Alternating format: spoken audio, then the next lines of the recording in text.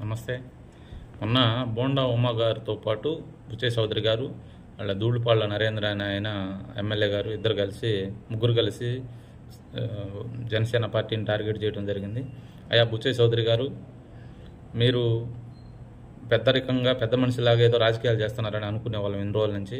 అసలు మీరు మొన్న మాట్లాడిన తర్వాత మీ గురించి కొద్దిగా మా జన సైనికులు ఎంక్వైరీ చేస్తే మీరు ఏదో ఇసుక బాగు బుక్కుతున్నారని, ఇంకేదో చేస్తున్నారని, మీకు దానికి ఆటంకం కలుగుతుంటే ఈ విధంగా రివర్స్ అవుతున్నారని తెలిసింది.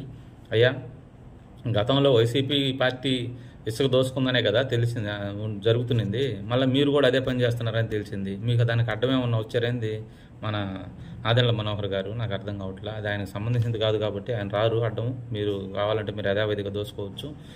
ఇప్పుడు మా జనసేన పార్టీ సత్తా ఏంటో సాక్షాత్తు మా అధ్యక్షుల వారు కాకుండా ఆడ అసెంబ్లీలో ఉన్న మంత్రులే, ఎమ్మెల్యేలే కాకుండా సాక్షాత్తు జన సైనికుల గురించి కూడా అసెంబ్లీలో మాట్లాడే స్థాయికి మా జనసేన పార్టీ ఎదిగిందంటే మీరు ఆలోచించుకోవాలి మేమంటే ఏందనేది.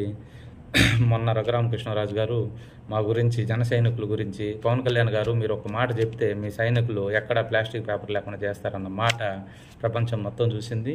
అందుకని జనసేన పార్టీ ఎప్పుడు తప్పు చేయదు, ఎక్కడ కరప్షన్ ఉండదు, ఎలాంటి అవినీతికి పాల్పడదు, ఎలాంటి తప్పుడు పనులు చేయదు. జనసేన పార్టీ అధ్యక్షులు అవ్వచ్చు, నాయకులు అవ్వచ్చు, జన సైనికులు అవ్వచ్చు, మేము దేనికైనా నిజాయితీగా పోయేదానికి దేనికైనా సిద్ధంగానే ఉంటాం. మా పవన్ కళ్యాణ్ గారు చెప్తే ఏదైనా చేస్తాం. మేము ఒకరి సొమ్ము తాకేవాళ్ళం కాదు, మా సొమ్ము పోగొట్టుకుని తప్ప మేము ఒకరి సొమ్ము తాకేవాళ్ళం కాదు.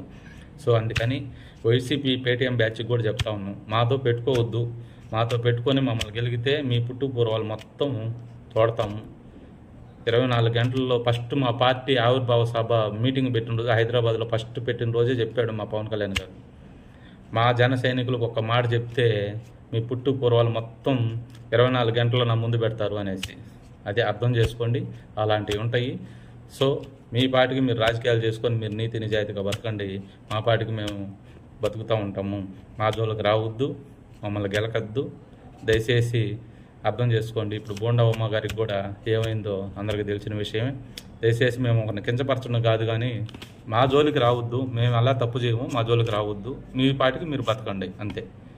That's it. నమస్తే.